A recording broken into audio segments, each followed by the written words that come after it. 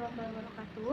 Hari ini, Senin, tanggal 18 Mei tahun 2020, akan dilaksanakannya sidang karya tulis ilmiah dengan judul Asuhan Keperawatan dalam pemenuhan kebutuhan aktivitas mobilitas fisik pada pasien stroke hemoragik di ruang tuli RSUD Dr. Derajat Prawira Negara, Serang tahun 2020.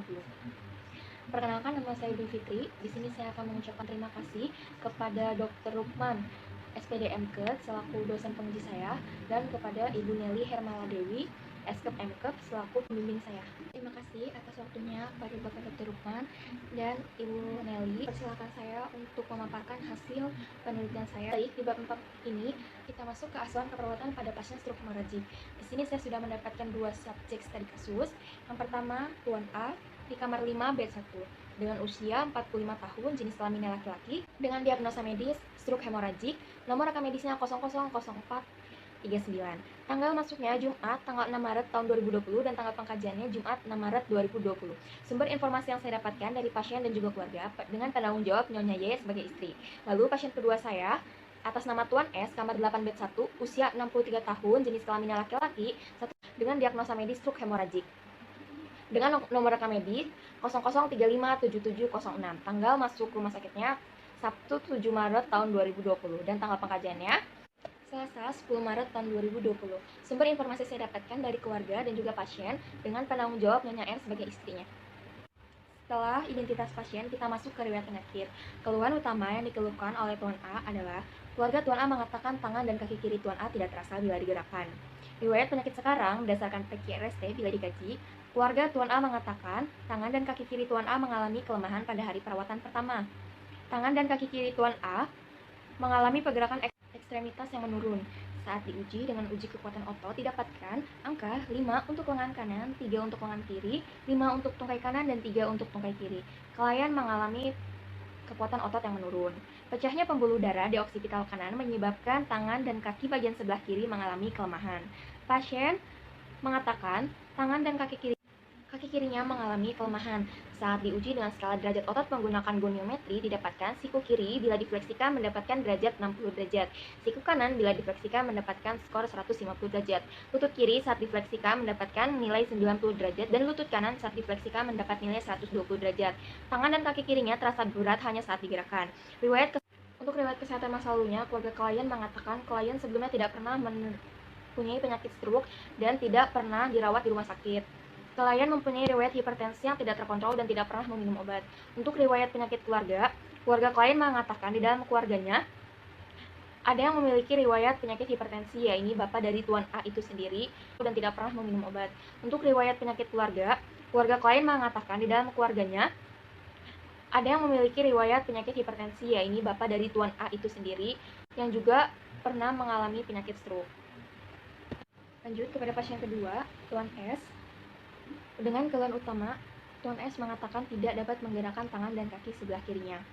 Untuk riwayat penyakit sekarang, dikaji dengan berdasarkan PQRST, Tuan S mengatakan tangan dan kaki kirinya mengalami kelemahan pada hari perawatan keempat. Tangan dan kaki kiri Tuan S mengalami pergerakan ekstremitas yang menurun. Saat dikaji dengan uji kekuatan otot, didapatkan angka 5 untuk lengan kanan, 3 untuk lengan kiri, 5 untuk tungkai kanan, dan 3 untuk tungkai kiri. Pecahnya pembuluh darah di oksipital kanan menyebabkan kaki dan tangan bagian sebelah kiri mengalami kelemahan. Pasien mengatakan tangan dan kaki kirinya terasa berat bila digerakkan. Saat diuji dengan skala derajat otot menggunakan goniometri, didapatkan siku kiri saat difleksikan 30 derajat, siku kanan saat difleksikan 150 derajat, lutut kanan saat difleksikan 90 derajat, dan lutut kiri saat difleksikan 120 derajat. Tangan dan kaki sebelah kiri terasa berat hanya saat digerakkan. 5 untuk tungkai kanan dan 3 untuk tungkai kiri. Pecahnya pembuluh darah di oksipital kanan menyebabkan kaki dan tangan bagian sebelah kiri mengalami kelemahan. Pasien mengatakan tangan dan kaki kirinya terasa berat bila. Untuk riwayat kesehatan masa lalunya, keluarga klien mengatakan klien sebelumnya tidak pernah mengalami stroke dan tidak pernah dirawat di rumah sakit. Klien memiliki riwayat hipertensi yang tidak terkontrol dan tidak pernah mau minum obat. Untuk riwayat kesehatan keluarganya, keluarga klien mengatakan tidak ada keluarganya yang memiliki penyakit yang sama.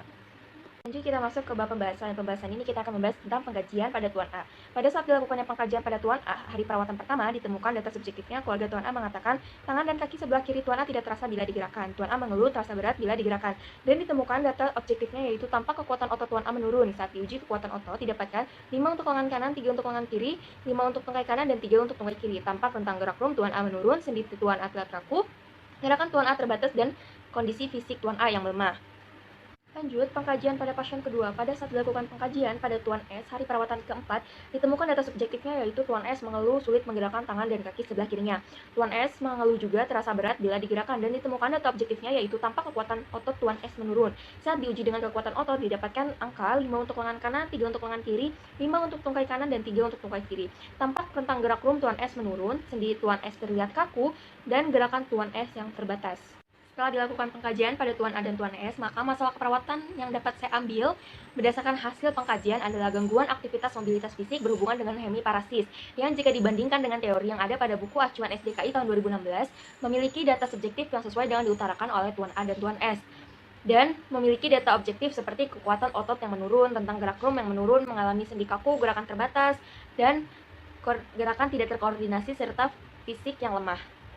Setelah dilakukan pengkajian dan mendapatkan masalah keperawatan gangguan aktivitas mobilitas fisik pada kedua pasien ini, maka saya akan memberikan intervensi dalam memberikan asuhan keperawatan yang sesuai dengan buku Psiki tahun 2018 yang berfokus pada 3 intervensi, dari intervensi utama dan intervensi pendukung. Yaitu intervensi utama saya mengambil dukung mobilisasi, dan intervensi pendukungnya saya memberikan teknik latihan penguatan otot dan sendi dan edukasi mobilisasi. Masuk ke tahap implementasi, tindakan keperawatan yang dilakukan selama masa penelitian dengan masalah keperawatan gangguan aktivitas mobilitas fisik, yakni terjadi perubahan pada Tuan S yang mengalami peningkatan pergerakan dari hari ke hari, sedangkan Tuan A masalah gangguan aktivitas mobilitas fisik masih belum teratasi secara penuh dikarenakan fisik Tuan A yang masih mengalami kelemahan.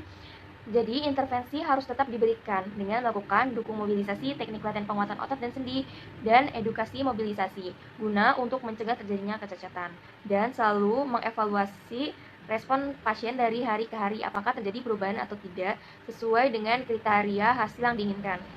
Jadi kesimpulannya adalah, pasien yang mengalami gangguan mobilitas fisik sangat perlu untuk diberikan latihan penguatan otot dan sendi dengan terapi rum. Karena jika tidak dilatih, maka akan terjadi kekakuan sendi dan akan terjadi penurunan kekuatan otot, dan itu akan membuat klien sulit bergerak. Lalu saran untuk rumah sakit, saya berharap agar perawat di ruang tulip di RSUD Dr. Derajat Perwira Negara dapat meningkatkan pelaksanaan latihan penguatan otot dan sendi dan memberikan tindakan rum kepada pasien yang mengalami stroke hemoragik. Lalu untuk institusi agar dapat menambah daftar bacaannya sebagai referensi atau sumber untuk penelitian dalam rangka pemahaman. Untuk responden, saya berharap setelah terjadinya penyakit stroke hemoragik ini agar dapat mengubah gaya hidupnya, agar lebih rajin berolahraga, hindari garam, gula dan lemak yang berlebihan, selalu mengecek kesehatan ke fasilitas terdekat untuk menghindari terjadinya stroke hemoragik berulang. Lalu untuk peneliti selanjutnya, penulis berharap agar lebih dapat bisa mengembangkan asuhan keperawatan pada pasien stroke hemoragik dalam pembenahan kebutuhan aktivitas mobilitas fisik untuk mengurangi prevalensi angka kecacatan pada pasien stroke hemoragik. Terima kasih, kurang lebihnya mohon maaf. Wassalamualaikum warahmatullahi wabarakatuh.